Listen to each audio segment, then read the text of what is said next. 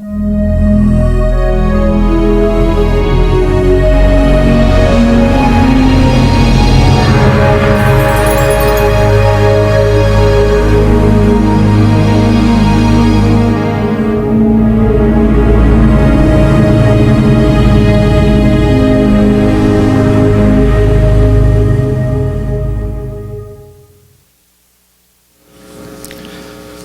evening.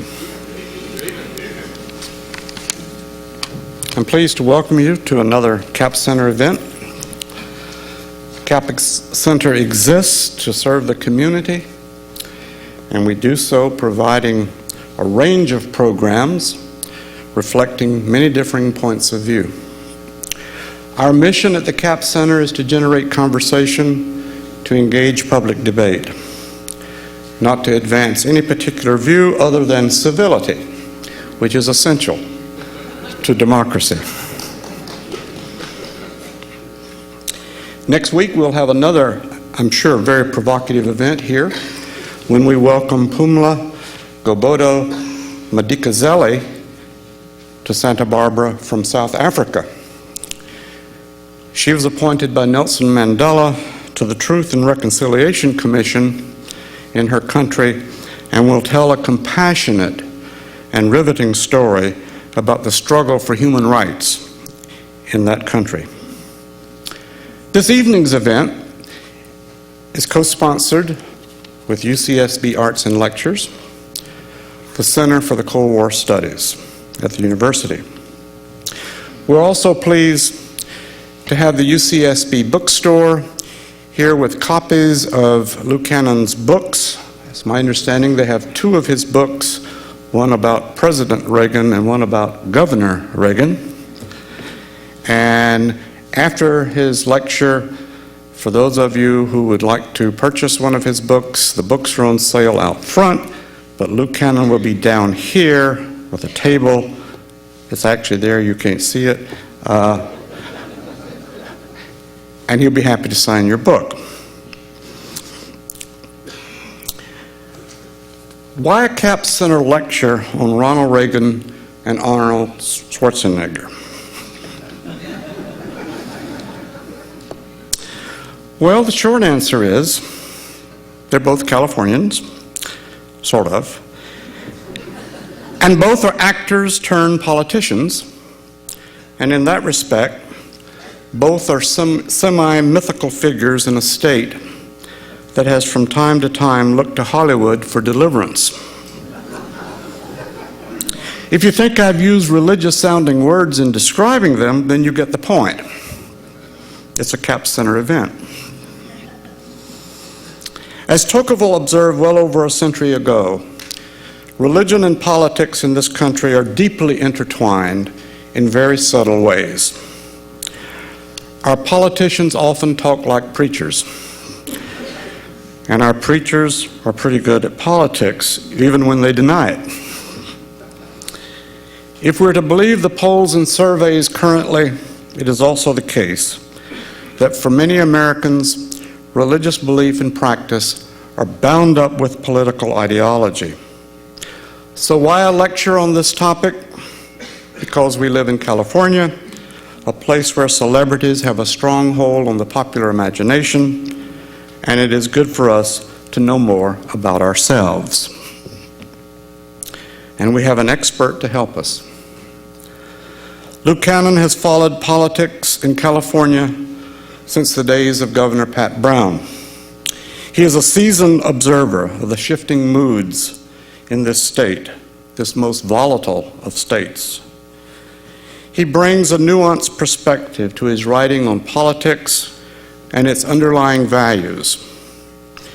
His work on the Reagan legacy, including this latest book on Governor Reagan, is regarded as among the best to be found. He's remembered also for his book, Official Negligence: How Rodney King and the Riots Changed Los Angeles and the LAPD.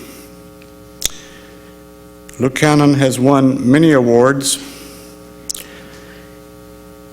He won the Gerald R. Ford Prize for distinguished reporting on the Nixon, Ford, and Reagan presidencies. He is considered by his peers as a journalist. He won the Merriman Smith Award for excellence in presidential news coverage. This evening, Luke Cannon will speak on the rise of the celebrities, Republican politics from Reagan to Schwarzenegger. Please join me in welcoming Luke Cannon.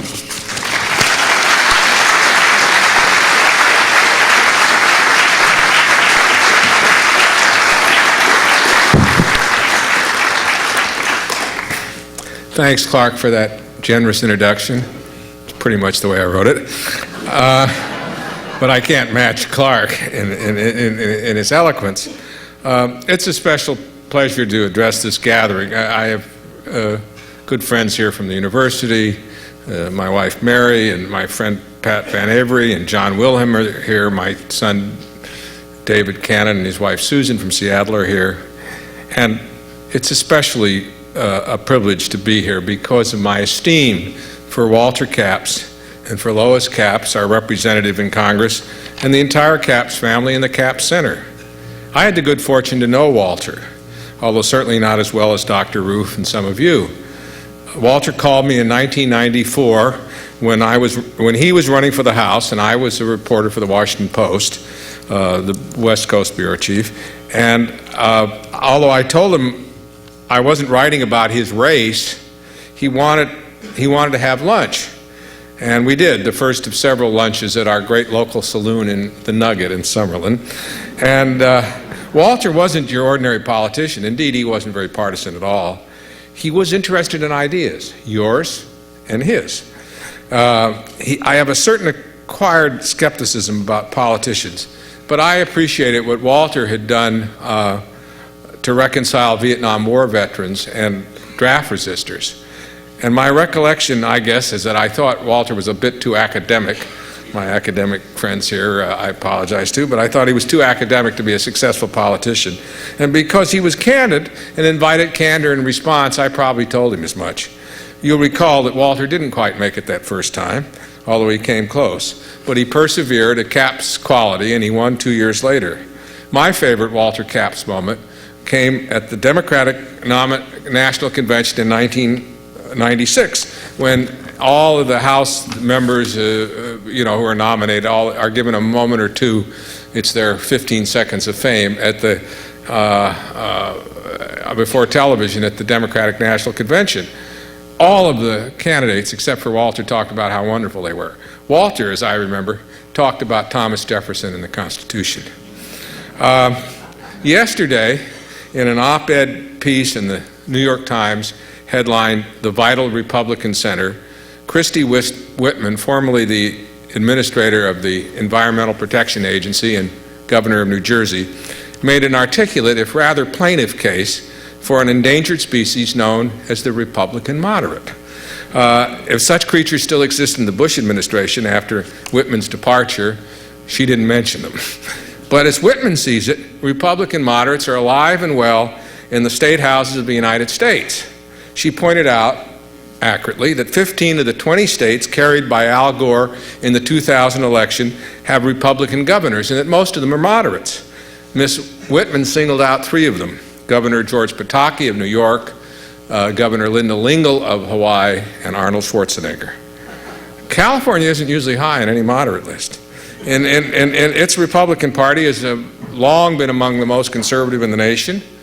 One of the characteristics of our two-party system, as most of you know, is that it tends to promote a certain sense of realism.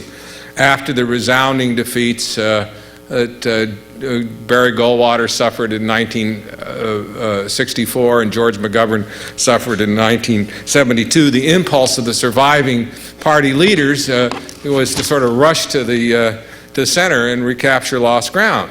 That normal political impulse seems to be on hold within the Republican Party in California, and then particularly in the 1990s and the first years of this century.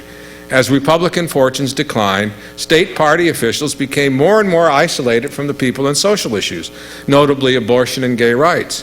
While majorities of rank-and-file Republicans and independents, especially women, became increasingly permissive or tolerant on these issues, the state party, against the good advice of such local notables as Brooks Firestone, who I think is with us here tonight, hardened its line.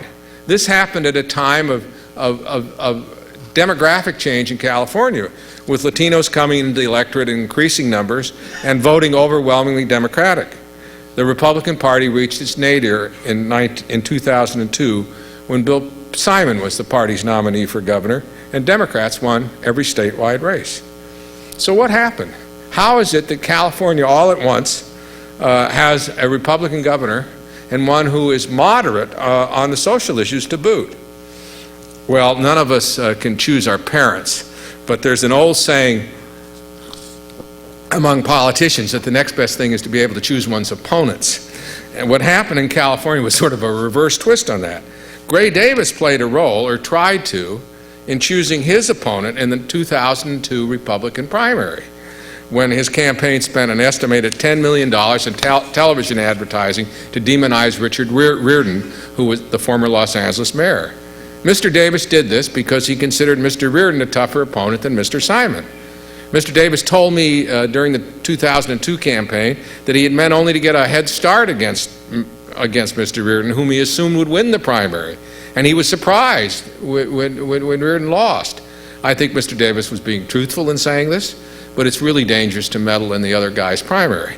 My friend, the Los Angeles Times columnist George Skelton, thinks it was the greatest political blunder of Mr. Davis's long career. And George wrote this long before Mr. Schwarzenegger won the recall election. The Davis intervention and the Riordan debacle in the 2000 primary had two consequences, one of them on voters and one of them on Mr. Schwarzenegger. The consequence for Mr. Schwarzenegger is that he realized, given his moderate positions on abortion and gay rights, that he stood little chance of winning a closed Republican primary against a well-funded social conservative. So when the recall qualified, giving Mr. Schwarzenegger an opportunity to bypass the Republican primary, he jumped into the race without even bothering to give advance notice to many of his friends.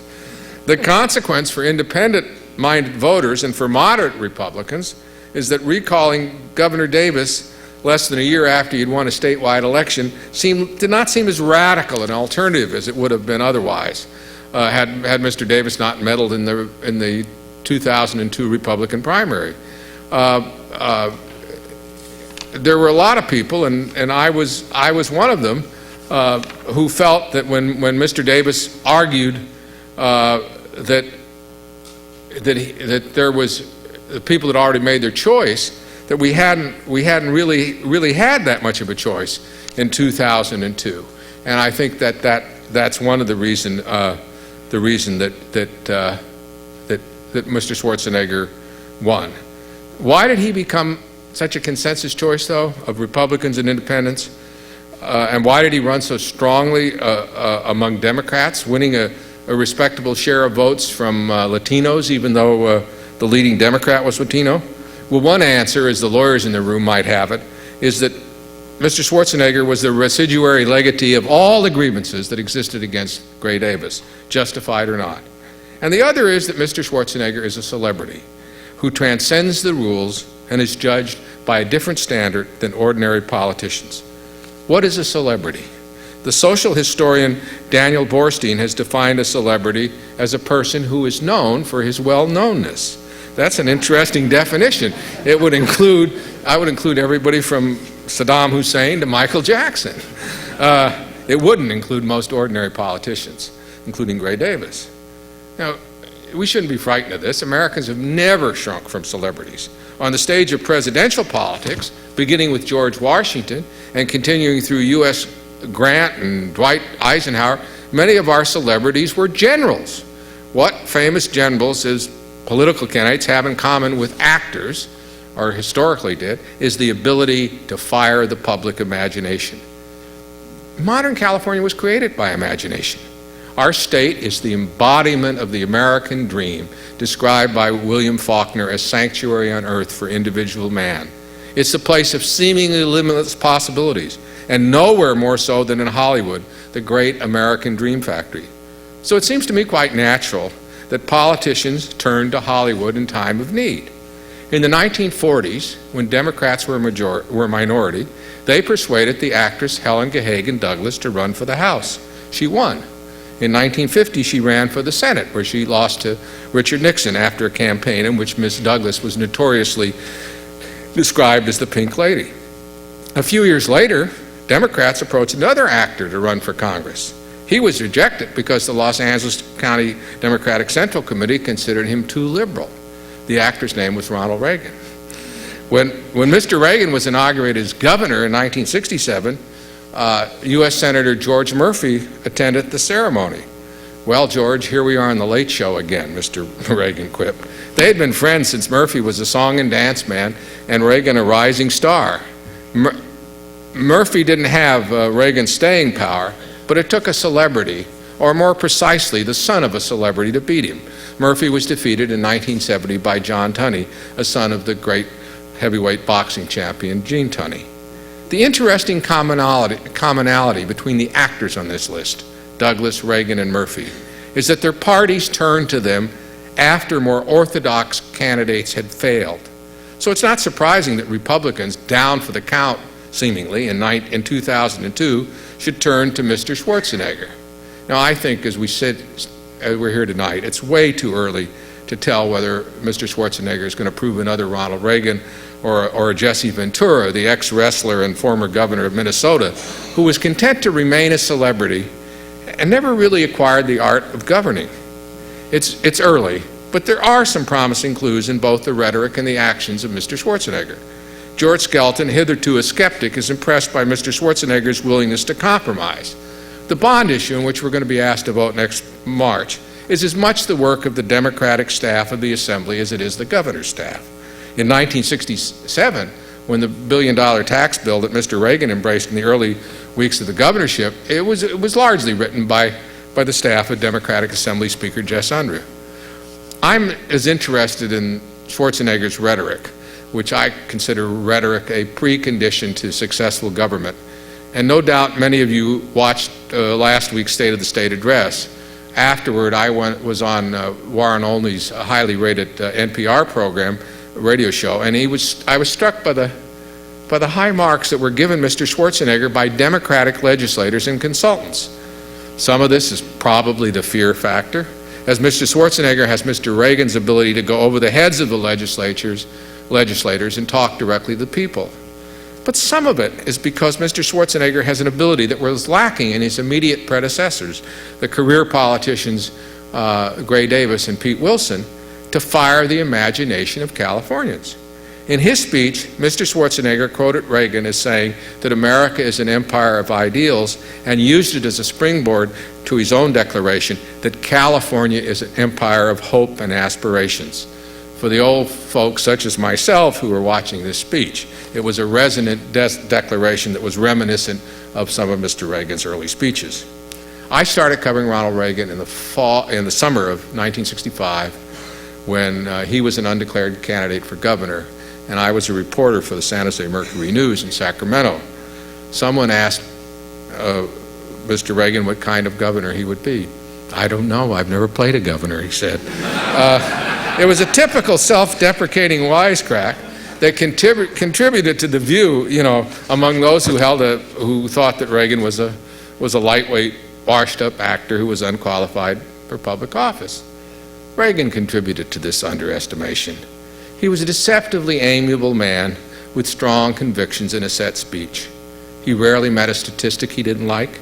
Over the years as a public speaker, especially in the road for General Electric, he had formed the habit of clipping items out of local newspapers and magazines, he particularly liked Reader's Digest, and using them to illustrate the points he wanted to make. I pointed out to some of my colleagues in the news business that he was taking items that we had written, and some of them were accurate and some of them weren't. But once they got in Reagan's head, it was very hard to get them out. As his friend and mine, the Nevada senator, former Nevada governor and Senator Paul Laxalt put it, Ronald Reagan had a memory that was frighteningly retentive. Reagan in 1966 was 55 years old. He had come from humble origins, encouraged by his religious mother, who believed that everything happened according to God's plan. He had, by luck and pluck, become an American success story, a lifeguard who rescued 77 persons from drowning and worked his way through college, an accomplished sports announcer, a movie actor, just below the top row of stardom, who played, as Gary Wills put it, the heartwarming role of himself. A spokesman for General Electric and the host of GE Theater, which dominated its time slot on Sunday night for years before Bonanza came along. He'd been president of the Screen Actors Guild, leading it in what was its 6 times. He'd led it in what was then its only successful strike. He was a good businessman, and he had an enduring view of America's purpose that had changed little over the years, even as Reagan made the political transition from Democrat to Republican. Here is a glimpse of that vision, which may have been an inspiration for a principal theme of Mr. Schwarzenegger's campaign speeches, and certainly for his State of the State address. Some of these speeches, by the way, were written by someone I suspect most of you have never heard of, the talented Landon Parvin, whom I consider the best of President Reagan's White House speechwriters. Political scientist Hugh Heclo has called Reagan's vision a sacramental vision of America. These words, which I'm going to quote, are from a commencement address that Reagan gave to William Woods College in Fulton, Missouri in June 1952. Reagan called the speech, "America the Beautiful." "I, in my own mind," Reagan said, "have thought of America as a place in the divine scheme of things that was set aside as a promised land. It was set aside, and the price of admission was very simple. The means of selection was very simple as to how this land should be populated. Any place in the world, and any person from these places, any person with the courage, with the desire to tear up their roots, to strive for freedom, and dare to live in a strange and foreign place, to travel half across the world, is welcome here. And they have brought with them to the bloodstream that has become America that precious courage, the courage that they and they alone had in this first place, to this land, the unknown, to strive for something better for themselves and for their children and their children's children. I believe that God, in shedding His grace on this country, has always, in the divine scheme of things, kept an eye on our land and guided it as a promised land for these people." Reagan, this supposedly washed-up actor who was upstaged by a chimpanzee in bed for Bonzo, wrote these words. He was a Democrat when he gave this speech. And it was shortly before the Los Angeles County Democrats decided to decline to endorse him for an open congressional seat on the grounds he was too liberal. So much for the acumen of these Democrats, one's tempted to say. But Reagan's vision of America as a free society that drew its strength from the courage and bloodstock of its immigrants was then considered a liberal view. Liberals in those days celebrated the American melting pot rather than the diversity of the human ingredients that are part of it. The genius of America was not that it perpetuated differences, but that it obliterated them and created a new being, an American. As President Franklin D. Roosevelt said in a campaign speech, "All of our people, all over the country, except the pure-blooded Indians, are immigrants or descendants of immigrants, including even those who came over on the Mayflower." FDR was Reagan's first political icon. He continued to be grateful to him throughout his life for rescuing his family from the Depression, even as Reagan's politics changed. And politics were very important to Reagan, even though he bridled when I or anybody else referred to him as a politician. He knew how, he hated it because he knew how unpopular politicians were. And he was, in fact, a marvelous politician. Unlike Mr. Schwarzenegger, he'd been in politics all his life, beginning with a role in a student strike when he was a freshman at Eureka College, and continuing through the gritty politics of the Screen Actors Guild. And a local campaign, a recall campaign for mayor, in which Mr. Reagan, interestingly enough, opposed the recall of the reform mayor, Fletcher Bowron. Mr. Reagan's decision in 1965 was not whether to get into politics. He was already there. It was whether or not he should run for governor, for most of his concerns until that time had been over national issues. But he did run, of course, and he defeated Pat Brown, a very accomplished Democratic governor, by nearly 1 million votes. In the process, he won support from working-class Democrats, some of whom would later be called Reagan Democrats. In 1965, when I was first covering Ronald Reagan, none of this had happened. I didn't know Reagan was going to be president and play a seminal role in ending the Cold War. I certainly had no idea I'd write 5 books about him. I'll tell you a story that when I got the contract for the second book, Reagan had somehow heard about it, and he said, "I understand you're going to write another book about me." And I said, "Yes, sir, I'm going to continue writing about you till I get it right." Well, I don't know if I ever did. But my latest book, Governor Reagan, His Rise to Power, is an attempt to fill in some of the gaps and to make use of the insights of the survivors of that era while they're still with us. It contains a lot of ammunition for Mr. Reagan's admirers as well as for his critics. I think that even Ronald Reagan's cheerleaders will wince at the way he went about reducing the population of the state's mental hospitals. I think that even his harshest detractors will acknowledge that he did the right thing when he saved the wild rivers of Northern California and stopped the Nixon administration from constructing a Trans-Sierra highway that would have bisected the John Muir Trail. I'll consider the book a success if it persuades anyone that it's dangerous to pigeonhole Ronald Reagan. As governor, Mr. Reagan inherited a mammoth deficit and solved it the old-fashioned way, by raising taxes. He signed a liberal abortion rights bill. Yes, he did insist, rightly in my view, if too stridently, on restoring order at university campuses. But he also raised the budget of the University of California and what was then the state college system, which during his governorship became the state universities. Mr. Reagan didn't just waltz into the governorship and play it like a movie role. He had much to learn, and some of it was hard learning. But he was an achiever who wanted to do the right thing, and the successes of his second term in welfare reform and tax relief, which were compromised, achieved in negotiations with Democratic leaders, demonstrated his commitment to effective government. I think it also may be dangerous for any of us to pigeonhole Mr. Schwarzenegger. Will he, assuming the bond issue is approved in March, take another look at his vow not to raise taxes, even on the very rich? State Senator Tom McClintock, the conservative who opposed him last October, says that conversation is over. I think, particularly judging from the response of the Senate leader, John Burton, whom I've known a long time and much admire, I think that conversation is just beginning. Of course, it's a lot harder to raise taxes in 2004 than it was in 1967. Even then, it took all the wiles of Jess Unruh to apply the budget bill out of the Senate. But Republican legislators who are on the balance to the left of Governor Reagan, while they're today to the right of Governor Schwarzenegger, were on the whole progressive.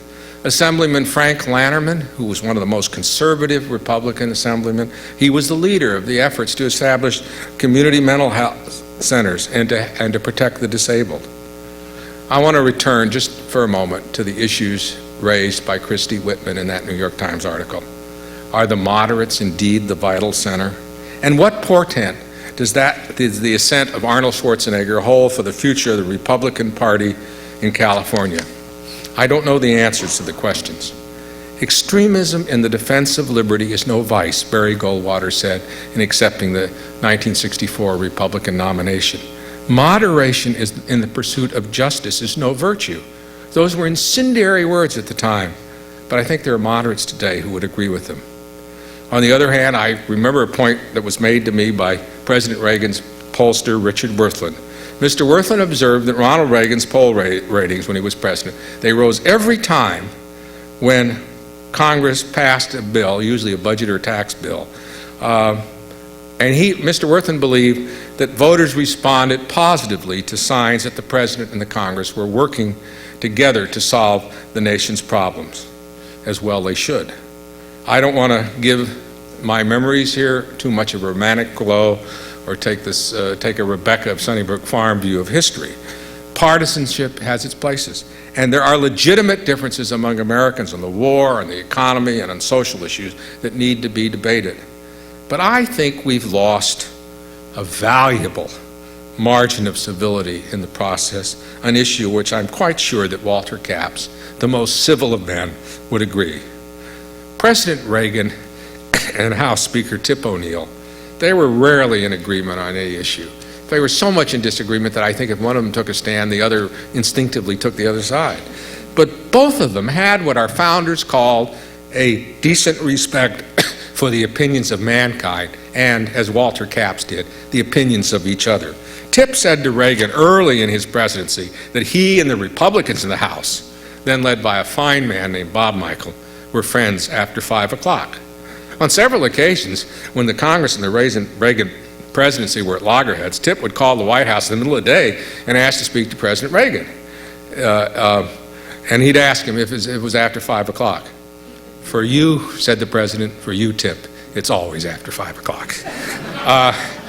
British historian C.V. Wedgwood wrote many years ago that history is written backward, but lived forward. Those who know the end of the story, she said, can never know what it was like at the time. All of us who write histories or biographies are constantly bumping up against that reality, for events look different afterwards than one is living them. But I hope that in my book and in my memories here that I've given a little mirror of the past, and I'll be very happy to take your questions.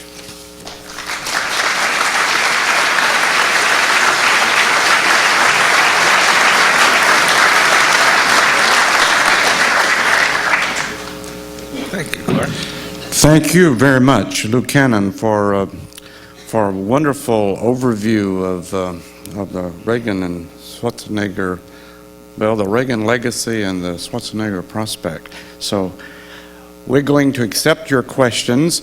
It's very important if you have a question that you speak into the microphone, and we've got a microphone here, and I think there's one upstairs somewhere. Should be. Yeah. So if you have a question, please hold up your hand. I will recognize you and we'll get a microphone to you. Yes, right here. Mr. Cannon, would you comment on Paul O'Neill's revelation in his book published today that Dick Cheney once said in the White House, President Reagan showed us that Americans don't give a damn about deficits? Well, I think it's probably true that Reagan did show that. I know Paul O'Neill, and I'm a little surprised by his book, but I haven't read it yet. And since so many people have delivered learned opinions of my books without having read them, I'm a little reluctant to do that. The only thing that I would say is that Kiss and Tell books, Ken Edelman, who worked in the Reagan administration, called the many books that came out, Ronald Reagan Kick and Tell books. They're nothing new. I was struck when I was reading the accounts of Mr. O'Neill's book of the similarity between Al Haig's book, which was written by a marvelous ghostwriter who wrote about Ronald Reagan in much the same way that Paul O'Neill writes about George Bush. I don't know. I wasn't there. Politically, I think people tend to discount the disgruntled comments of people who are fired by an administration, by a president about that president. They did in Haig's case. They did in Stockman's case. If Ronald Reagan had to survive on those comments, he would have never made it. But I'm going to read the book with interest. I'm not interested, frankly, in what Mr. O'Neill has to say about the Iraq War, which I'm very interested in, because I don't think he knows very much about it. But I am interested in what he has to say about the deficits in that discussion, because I think he knows a lot about that, and I think it's a serious issue. But I'm not going to base my reaction on the reports of the televised reports of his book.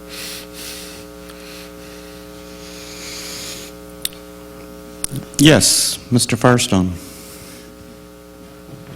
Question, what will the biographers of Mr. Schwarzenegger say, do you think, when the time comes, and will you do it? Well, Brooks, let me say to you, what will biographers of Brooke Firestone say of Supervisor Firestone's race for, I have no idea. I don't think we know. He just got elected. And no, I won't do it. First of all, I think that there are a lot of people out there who will have a fresh view of Mr. Schwarzenegger, as I hope I had a fresh view of Mr. Reagan. And I think that what Mr. Schwarzenegger has done is one of those things that C.V. Wedgwood was talking about. It hasn't happened yet. The one thing that I will say for Arnold Schwarzenegger is this. He seems to me very well meant. He's married to a woman who doesn't, who certainly doesn't suffer fools gladly, and who is a distinguished member of a distinguished political family. And I think if you look at what Mr. Schwarzenegger has done in his first weeks in Sacramento, that he seems to be, to me, to be a politician who is trying to solve problems rather than create them. Whether he's going to be able to succeed in the budget negotiations of next year, you know far better than I do how difficult this budget is and what a problem we're facing. So I don't want to prejudge him. I wish him well, but I wish him well not because of any partisan feeling, but because California is very much in the need of effective governance right now. Yes, sir. Mr. Cannon, over the period of time that you're speaking about, what are your views about the changing nature of the people of California, who it would seem to me, reflect somewhat the kind of political leaders they either like or reject? I'm not sure I understand your question, sir. What changes in the nature of the population of California, what their views are, their needs, what they get into, how they respond to political leaders? What has changed, if any, over the last 25, 35 years? Let me answer that question in two ways. As far as the demographics of the state, I'm one of those who is not appalled by immigration, who is not appalled by all people coming in who don't speak English, who don't have their roots in traditional California. I'm excited by the changes in California because I think that immigration, just in this wonderful little section that I quoted from Reagan, I think that is the source of America's greatness and California's greatness. To go way away from that, but I think it's on it's kind of on point in your question. In the late 1960s and early 1970s, when Ronald Reagan was governor, there were 8 to 10, depending on what year you pick, television stations that had bureaus in Sacramento. Political coverage, state political government was regularly covered. People knew what was going on up there. I mean, in a rough sort of way. Most people get most of their news from television, which some of you may find deplorable, but deplorable or not, it's a fact. And television in those days did cover state government. I was encouraged with the fact that there were 100 stations or more that put Mr. Schwarzenegger's speech on television, and that there are 3 or 4 television bureaus now being established in Sacramento. I think that one of the things that's happened, and the surprise that we had at the energy crisis and other things during the Davis administration is illustrative, is that people just were not informed about what was going on in Sacramento. And I think that that's got to change. And I think that electronic media deserves a lot of fault for that. And I think that now maybe partly because Arnold Schwarzenegger is a celebrity, that's going to change. I hope it does change because we can't, as Madison put it more eloquently than a long time ago, there's no way for us to be an effective society unless we're an informed society. Yes, sir. Please get the microphone.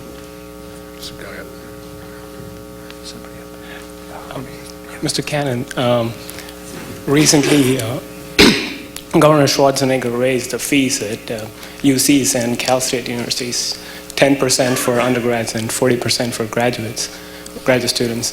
Do you think this is merely a failure on his part after having promised to cut the waste in government to find such waste and then having to cut spending?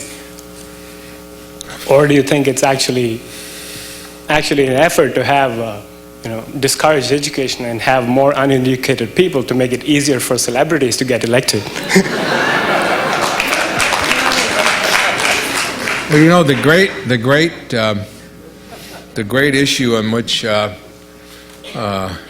that preoccupied California in the early months of 1967 was Ronald Reagan's attempt to impose a tuition on the University of California. Some people, there were a number of marches in Sacramento, some of them disorderly. The most orderly march, polite march, my favorite march, was led by University of California, Santa Barbara students.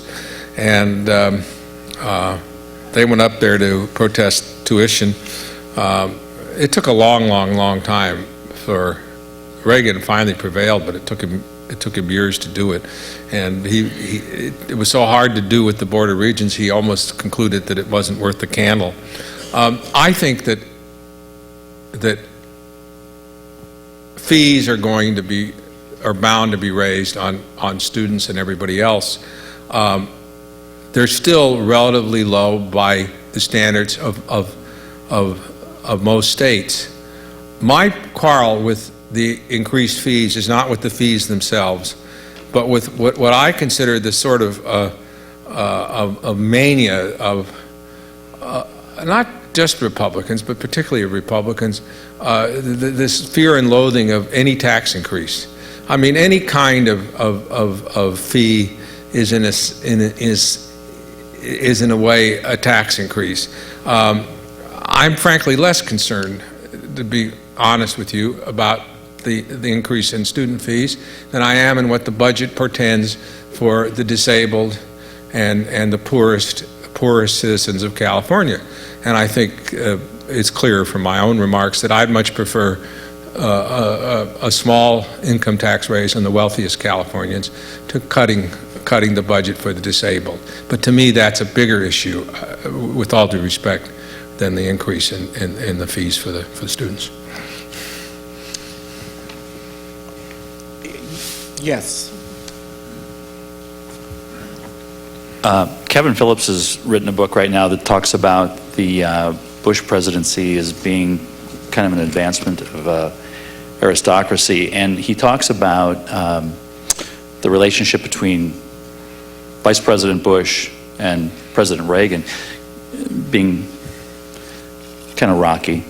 And could you comment a little bit on what their relationship was like and how they got together, how they resolved their differences, and how they worked together?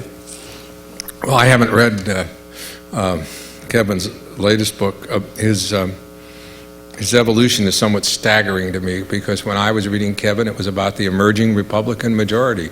And now I find out that was all a mistake. But that's fine. I wrote a lot about Reagan and Bush in some of my earlier books. Ronald Reagan made what was essentially a political decision, and I think the right political decision, very much like the decision that John F. Kennedy made when he decided to put Lyndon Johnson on the ticket, to have Bush as his vice president. He didn't care a lot about Bush at the time. What was persuasive with him was the arguments of his pollster, Richard Worthland, and of people like Ed Meese, that there's a sort of a rubric among political consultants and pollsters that nobody really helps you as vice president, but that the wrong candidate can hurt you. Dan Quayle had not yet, but Dan Quayle even didn't hurt Bush that much. And in every poll that these people take, and they do all these incessant pollings, the president usually does best when he's running with nobody as his running mate. George Bush, the senior, was the least damaging in their polls, so Bush was there, and Bush had stuck it in. He was the only candidate who'd stuck in against Reagan and won a few primaries. Reagan and Bush got along well. Their wives didn't get along particularly well, but they got along well. And Ronald Reagan considered George Bush to be loyal and wanted him to be the president, and if you look at the American people understood this. I don't mean to be disrespectful to Kevin, but I think they understood it better than he does. Many people thought that the election of Bush in 1988 was the desire of Americans for a third Reagan term. I don't think the person who I think didn't understand that was George Bush. I remember I have a great respect for the first George Bush, and he was I knew him when he was a Republican Party chairman in a most difficult period. He was always very kind and gentle and civil and decent to people. And I remember him coming to one day in the office where I was waiting to interview somebody, and he said, "I just don't understand Ronald Reagan at all." And I didn't know what to say to him. And I said, "Well, Mr. Vice President, you're not alone."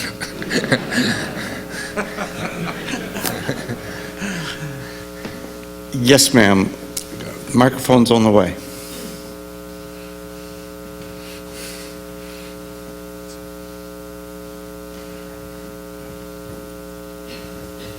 Lou, I want to tell a little story about you from my days on the road with Ronald Reagan.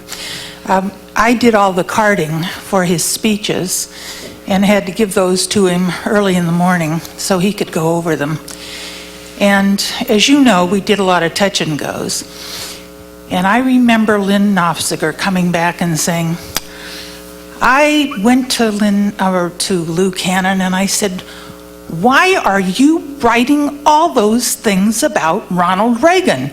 You know that's not what he meant to say."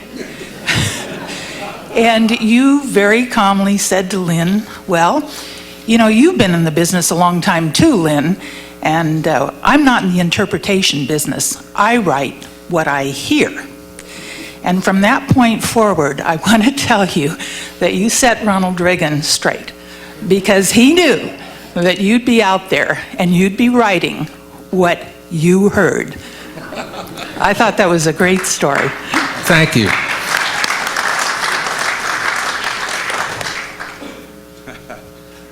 Do you have a comment to that? Just thank you. You know, I don't. That's what you say to a compliment. Yes, sir. A lot of the comments I heard from you were with regard to moderation and civil discourse. I wonder if you'd comment about what you think of the press. And I'm thinking particularly of the televised press and some of the shows, the talk shows, where it seems to me that we no longer have real discussion, but we simply shout at one another. And I'm afraid that affects our political discourse. What do you think of that issue and any resolution you can think of? Well, I hate the shouters. I think things have taken a turn for the better. My political mentor and good friend David Broder, who didn't go around telling you what to do or give me advice, the one television show, he told me I was invited to be on the McLaughlin show, and Dave said never go on that show, and of course I didn't. But if you look at some of the former shouters, I have Chris Matthews in mind. You know, they've really calmed down quite a bit, and I think that I think it was a consequence of the reaction of the people of the country after September 11th that somehow the shouting didn't seem as relevant or right anymore. I think there's less shouting on television now. There's still too much of it. I don't like it. I don't participate in shows where they're shouting at each other, and if they shout at each other, I try not to shout.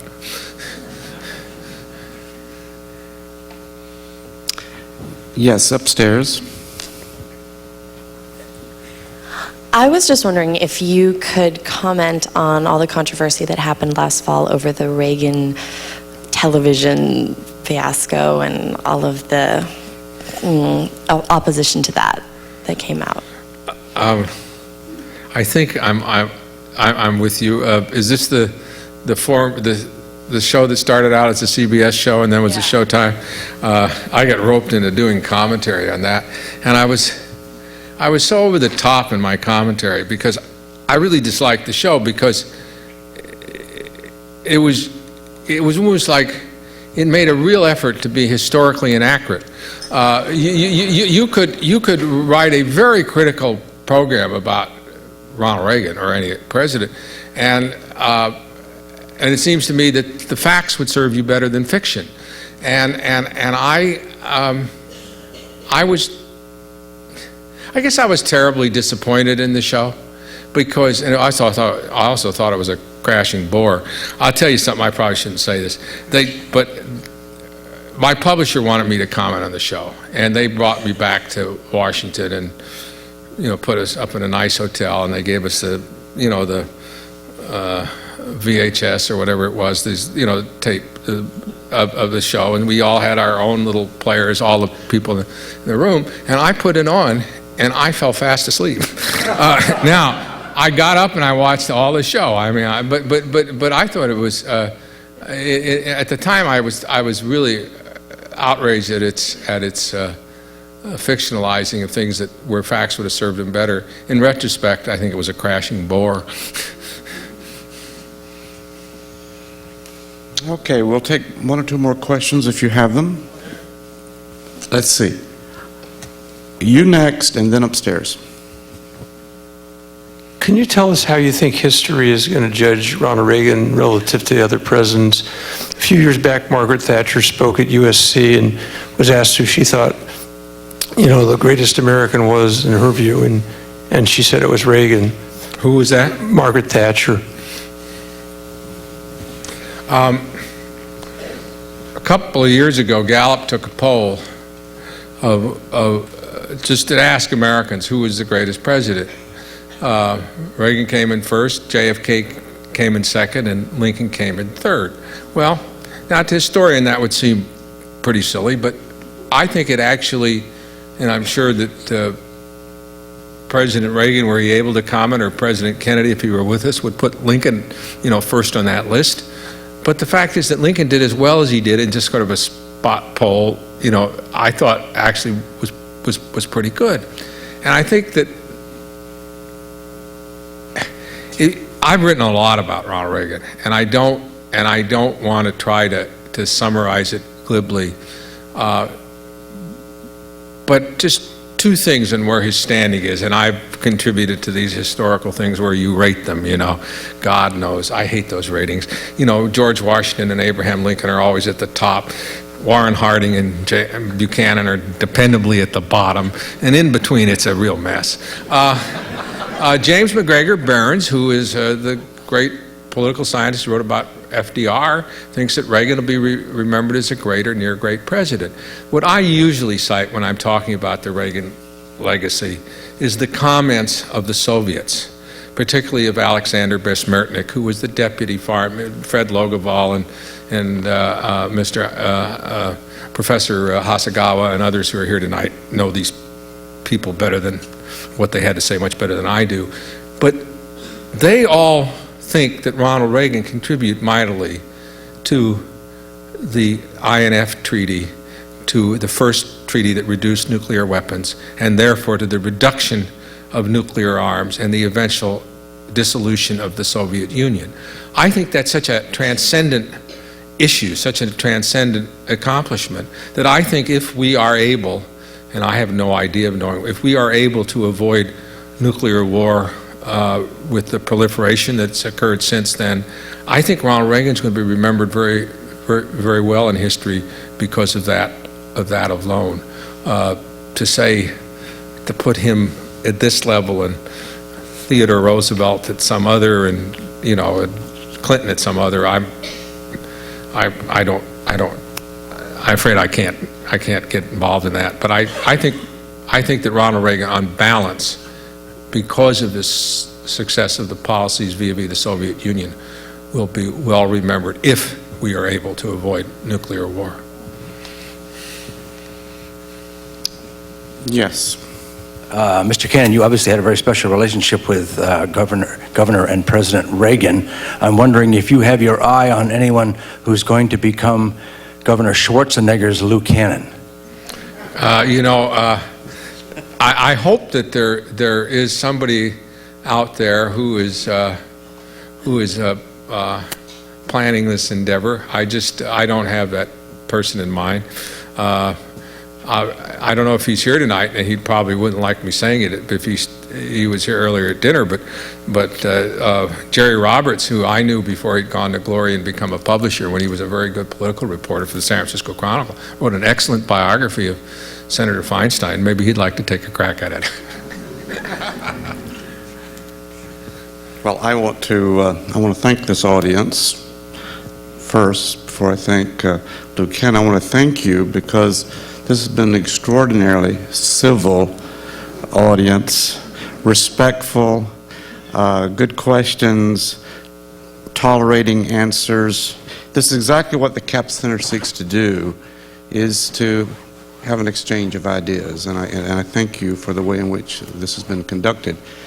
And I want to thank Lou Cannon for all that he has said to us this evening and the ways in which he's opened up our thinking about certainly opened up my thinking about the Reagan legacy and the strengths that he brought to the presidency and to the country, and the way in which now we have this unfolding situation with Arnold Schwarzenegger, and at a very critical time in the state of California.